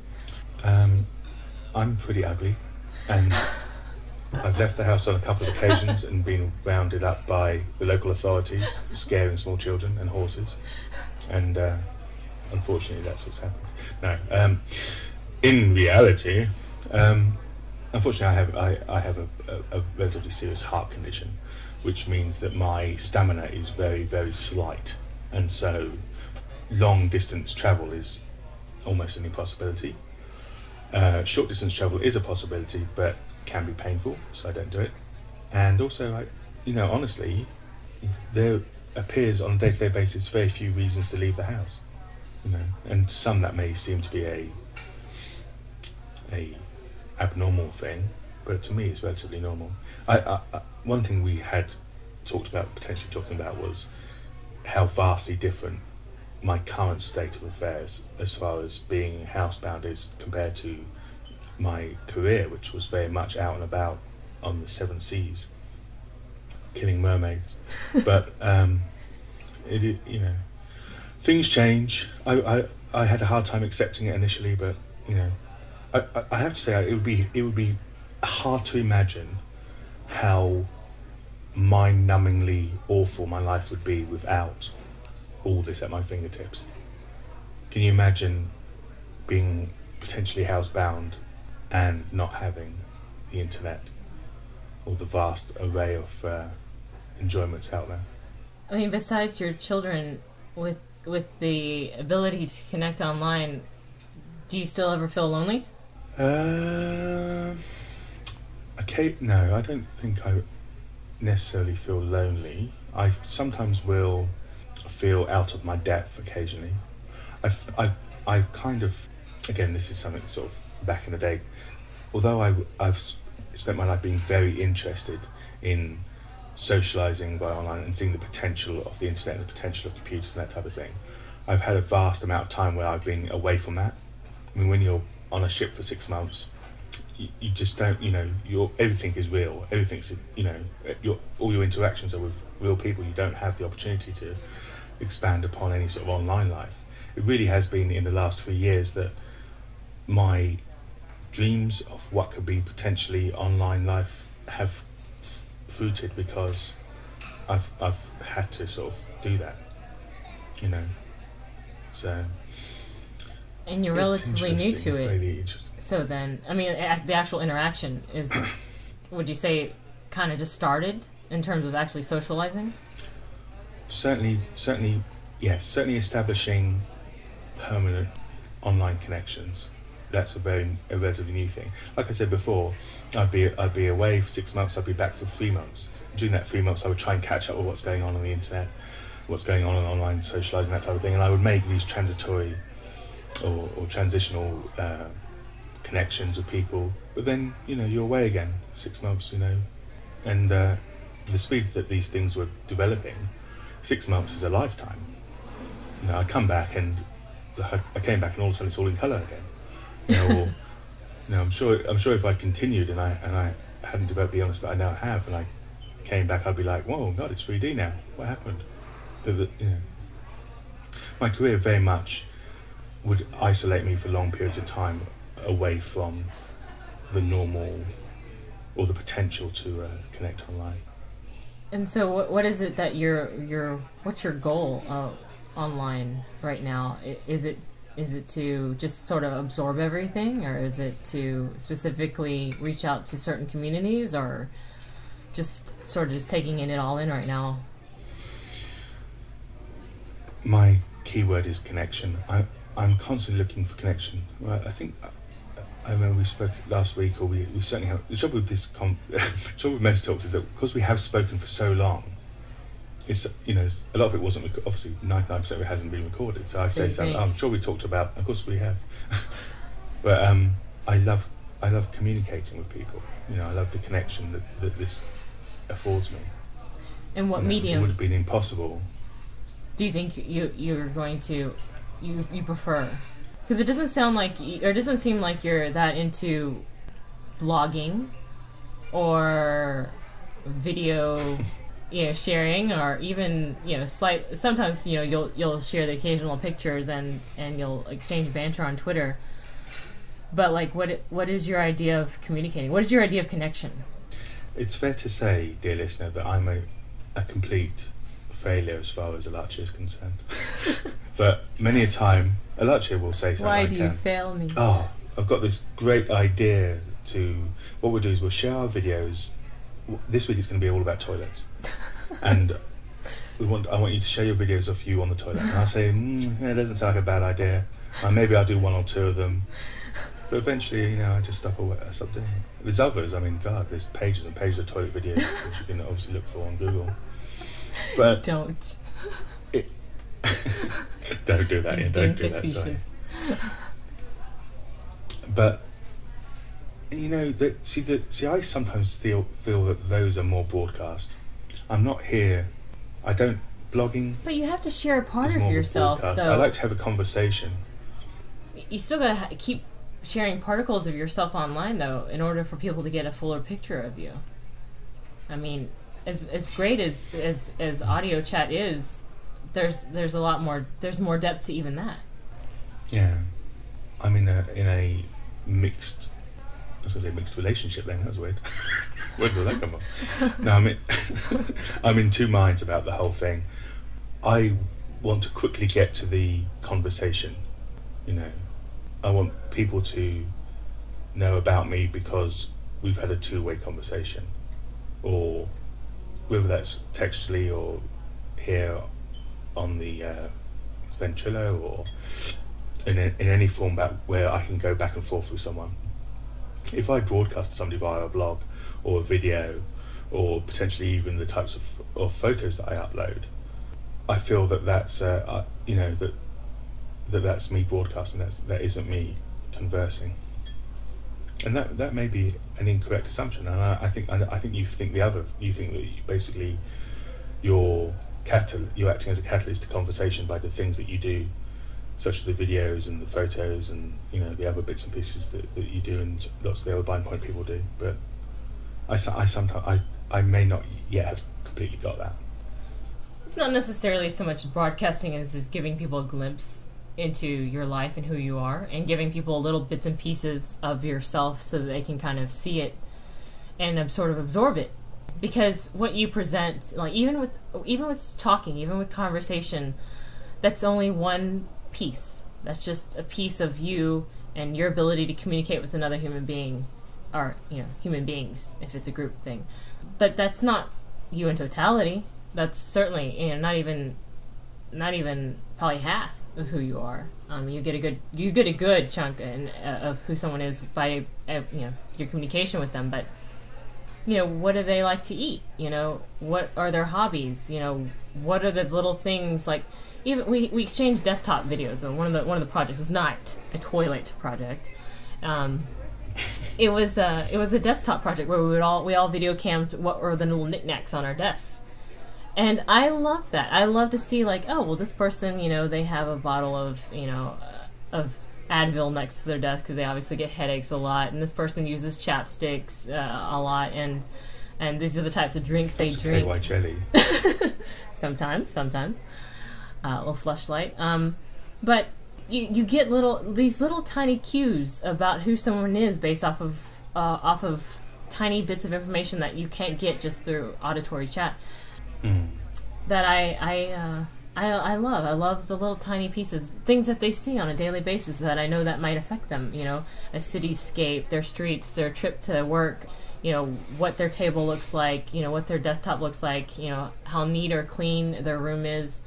It all adds to the character of the person, and so that's why I tend to be a lot more, I think, into these types of projects where you share what you would think is seemingly mundane details about your life that I find fascinating. I just love it. I know that one thing I found very interesting is where, say, the way that ElJeppy talks is like I've never taken part in these things. Yeah, he does participate. So I took a photo of the machine I use for all my admin, which I have my email on and stuff, and sort of. I took a picture of the actual computer screen, but obviously beneath it there's a load of old junk and stuff, letters and bits and pieces and old bits of kit and stuff. And she was annoyed that the resolution wasn't high enough so that she could focus in and all the stuff that had accidentally been photographed. I didn't mean that wasn't the subject of the photograph. The subject of the photograph was the actual screen. But I know what you mean though. It's like when and saying, of course, I should go back and say I did do a 16-minute desktop video. If anybody's really really bored and wants to go and see that over on I can't remember where we did it now. Vidler, yeah. Vidler? Wildcast, yeah. Sure, ElJeppy will add that to the show notes. Yeah. But I can see what you mean though. It's almost like the things that, like if you take a photograph, it's almost like the things that aren't the centre. It's like a toy that's just out of the corner, or a particular brand of sweet or biscuit, or it wasn't the idea of the photograph, but was actually just outside of it all. Yeah, I can see that. Yeah, you certainly have that voyeuristic desire. I'll admit that I do tend to be very voyeuristic and stalkerish at times, but friendly stalker. It doesn't end in you being horribly mutilated by exactly. Just she stops at that point. I'm just genuinely interested in knowing. The knowledge is all I need. But one of the projects we're working on that we started right now is called the 1 Minute Project, which I loved. I saw it on Vimeo. I think was the place that started it, and I started one on Flickr, and it's just basically 1 minute captured in time of any place of anything, and 60 seconds. No panning, no adding music, no adding titles, nothing. Just the camera's on for 60 seconds and then it's off. And one of the most recent videos that was submitted was a guy who was working on his laptop, and the camera was focused in on his mouse and clicking on the keyboard of the laptop, and you could hear a kid in the background. I couldn't really tell, but I'm sitting there watching this thing, and I'm like, he's got a coffee mug sitting right in front of him, and it's really really thick, I guess, coaster. I couldn't even tell what it was. It looked like cork, but I wasn't sure. And off to the side there was a picture frame hidden, or not hidden, but kind of obscured by an actual monitor. And the whole time I'm watching this thing, I'm thinking to myself, I wonder what he's drinking, and I wonder if it's hot or cold. And then I'm thinking, he's got this monitor, but he's working on a laptop. Wonder why that is. Where's his keyboard? Why isn't he working on his actual desktop? And then with the picture, I'm looking at it thinking, is that actually a picture? Because I could see words in the picture frame, and I was like, is that like one of those ones where people buy the picture frame and then they don't put the picture in because they haven't either, they couldn't, they didn't want to print it out yet, or they just were too lazy to print it out, or was that actually a quote that he framed? It's sort of like, there's so many things where I just want to like crawl in and like explore more and to really get into the aspects of the little tiny little details about people that give you a larger picture and a better story of who they are. Because people are fascinating. I mean, they're just absolutely fascinating. Don't you find it frustrating, though, that all those questions remain unanswered? Well, in Flickr, I can ask those questions, and I usually get a response, so it just sucks that I can't find out for myself. But normally a very polite one. Mind your own business.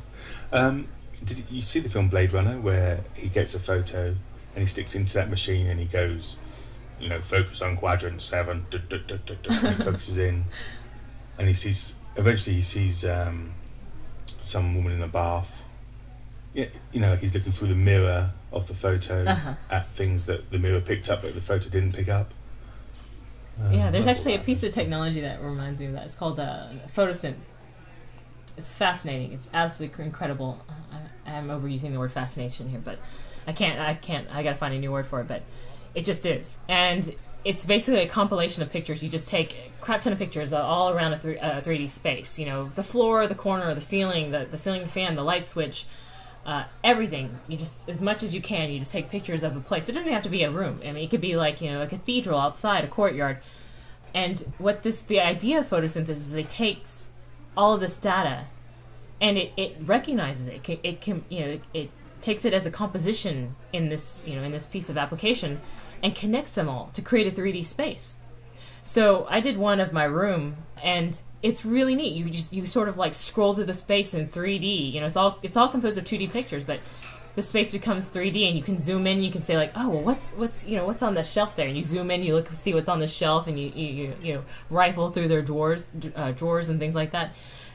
Little things where you wouldn't be able to see from just one picture, but because it's made up of many pictures, it has a lot more depth to it. So that's what's so incredible about that technology. I think we have to thank the internet for giving you some outlet for your voyeurism. God forbid that you'd be climbing through people's windows in dark clothing and rooting through their stuff. Yeah, no, I don't think that would be me. Thank God. Yeah, I would never. I think we've been saved from Alachi the cat burglar. Yeah. But in terms of another thing I definitely wanted to bring up before we close out this episode is the other side of it, besides sort of visual stimulation and characteristics about how we soak in the internet and how we see it as this environment we call the metaverse, or I call the metaverse. The other side of it is the auditory, which for us, we are deciding to record in binaural, and I feel like we should probably at least explain a little bit what binaural is, because that's probably going to be the gist of how our shows are recorded. And a lot of people don't know what it is. And how annoyed were you that I kept calling it bi-oral? And still call it bi-oral. It's that third dimension, right? It's that extra dimension that gives you that feeling that you're really sort of connecting, that I can be, right here or right there, and spatially I'm right next to you, and he's right next to you, and we're having this conversation in front of you, because that's kind of how we feel. That's an incredible experience, to feel like you're not just listening to an audio podcast, but you're listening to a real live conversation that someone's trying to have with you. And binaural is something I didn't even know existed. I knew existed long before I knew the terminology for it. And I went to Disney World MGM Studios, and there was this booth you got into, and you sat down and you put on these headphones, and Mickey Mouse gave you a haircut. And let me just give you an example of what this is like. All right, so Mickey Mouse comes up to you, and he's like cutting your hair. So here's the scissors. It goes like this, and he goes around your head, and he goes to this side, and you just feel like he's really giving you a haircut. It gave me the chills. It was one of the most memorable experiences I ever had, and it was all audio. But I felt like Mickey Mouse really gave me a haircut, because the binaural technology allows you to feel depth and space.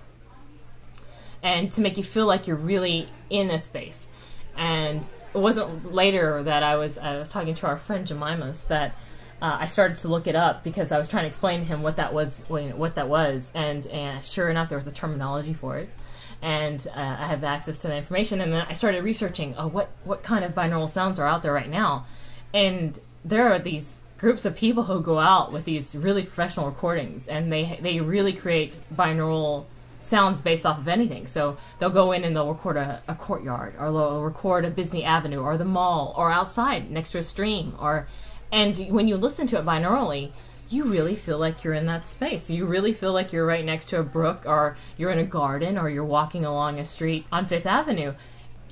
It's pretty incredible how much just auditory senses give you that illusion that you're actually there. I mean, we always think about virtual worlds as in your ability to sort of project a 3D environment, but your auditory senses are just as powerful. And so what we thought we would do is, record binaurally, first off, our voices. But then, we're experimenting, because this is all experimental, how we're going to take you to different places based off of what binaural recordings we use as a background. Because it's kind of cool, because we can, even though we're oceans apart, we could virtually be anywhere, and having a conversation. And depending on what senses we want to upload, we can be in a mystical forest called Elwyn, or we can be in a spaceship on Mass Effect, or we could be in, I guess, Tokyo, Japan. It just doesn't matter. It's where we want to project ourselves and how we want to create that space, that virtual space, and the fact that we can do that's incredible. It sounded great. I know we got some feedback, but it sounded great last week. Yeah, I have to admit, I probably listened to it a dozen times. I actually am experimenting a little bit different this week on this episode, because I'm pushing our heads, our virtual heads, closer together so that we're more in front of the listener, as opposed to last week where we were actually sitting across the table from each other. So we'll see how that turns out. Virtual cooties. Yeah. Don't touch me. Need my personal space. But so that's what binaural is, and that's kind of what we're experimenting with. And we would love to get feedback on it. One of the things I love to listen to binaurally is raindrops and streams and brooks and things like that. But we're a little afraid to do thunderstorms and things that involve water, because we certainly don't want people complaining that they had to go pee listening to the entire episode. Yeah, you don't want to have that association, really. Great episode, but my bladder has just exploded. So that's going to conclude this show. Again, if you want to contact us, we are on Twitter. I'm at Alachia, and Jeppy is at ElJeppy. Our website is Metatalks.com, and you can email us at podcast@metatalks.com. And our closing song for this week is actually brought to us by Jemimas, who came in and was talking to us about how he was randomly searching for, I guess, videos where you record what you're playing, or it shows what you're playing at the time you're playing. So if someone's singing, it shows the person singing. If there's a guitar, someone's playing guitar. And so he found this group called Pamplemousse. Is that correct? Pamplemousse. Yeah. Pamplemousse. And at first I wasn't even going to click on it, because the last time he recommended a music video for me to listen to, it was called Die Antwoord. It was Enter the Ninja. It was this sort of South African rap group. It was very, it's crazy. It was crazy.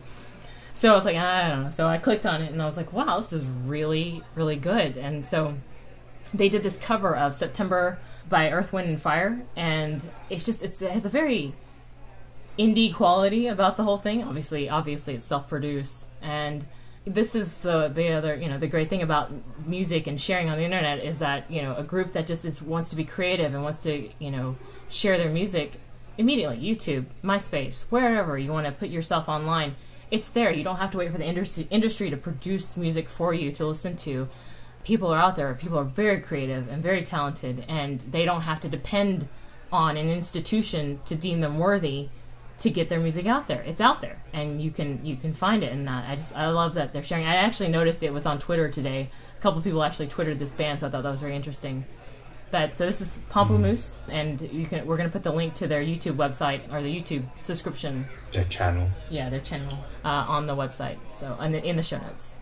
And I'm like you and I, actually, I'm sure you'll be blown away because it is really. It starts off. It's like really simple, but it's just mesmerizing. Yeah, you should definitely check out the video because they do a superb job of being really sort of intimate and yet creative. So.